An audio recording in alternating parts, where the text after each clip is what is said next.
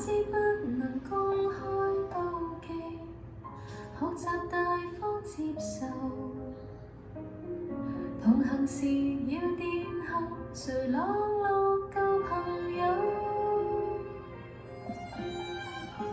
節日約我3位一體的慶祝，沿途明亮燈飾閃映着重重，言談越熾熱，內在更冰凍。誰當初無心將兩方撮合，然後留低只得這寂寞人。仍是你們密友，呆望你們熱吻，應該傷感還是快感？能迴避嗎？